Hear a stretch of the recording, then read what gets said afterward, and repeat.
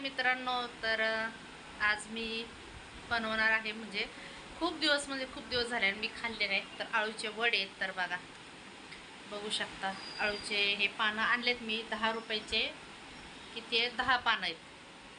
आणि हे आणताना ना हे असं काळं बघूनच आणायचं, असं नाही का काळे पानं असं. ते दुसरे पानं नाही आणायचे, कारण ते घशात खवखव होतं त्याच्याने. मग असे बघूनच आणायचे बरं का. बघा असे काळे देठ जरा. तर आणलेत मी हे 10 रुपयाचे 10 पानं. तर आणि सोपी रेसिपी, याच्यात काही जास्त लागत नाही. जिरं लागतं, लसूण लागतं आणि मिरच्या लागतं. त्याचं पेस्ट करायचं आणि हळद बेसनमध्ये टाकून मीठ वगैरे टाकायचं. ते मी दाखवलंच प्रोसेस तुम्हाला. तर चला मग बनवते. तर बघा, तर हे मिक्सर करून आणते. तर मिरचीचा ठेचा, बेसन आणि हे बघा मीठ टाकते आणि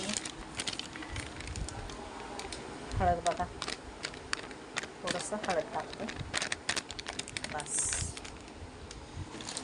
ते मिक्स करून घेते मी. पानं स्वच्छ धुतल्यात आणि बघा एकदम स्वच्छ पानं करून घेतल्यात. मला खूप आवडतात आळूचे पानं. कसे सगळे 10चे 10 पानं स्वच्छ करून घेतलेलं आहे. तर अजिबात वेळ काय लागत नाही.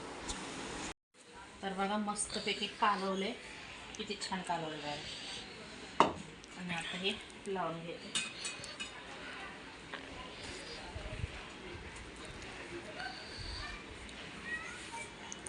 सगळ्या पानाला लावून घेत्या टोटली. भरपूर पुरायला पाहिजे. पावशर बेसन आणले. ह्याला बेसन जास्त लागते, बेसन जास्त लागते मस्तपैकी. तरच आळूचे पानं होतं. बघा, तर झालं. पाणी पण उकळायला लागले.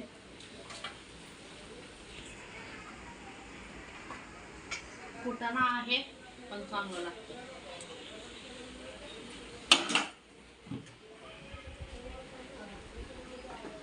पाणी एकदम उकळायला लागले.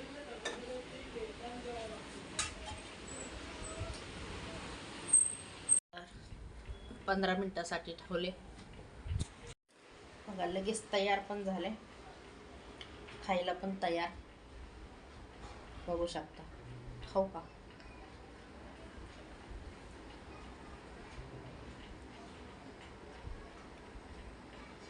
मस्त.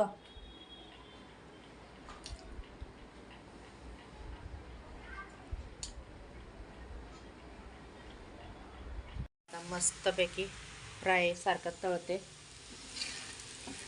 अजून एक 15-20 मिनटं तळते. म्हणजे 10 मिनटात लय झालं.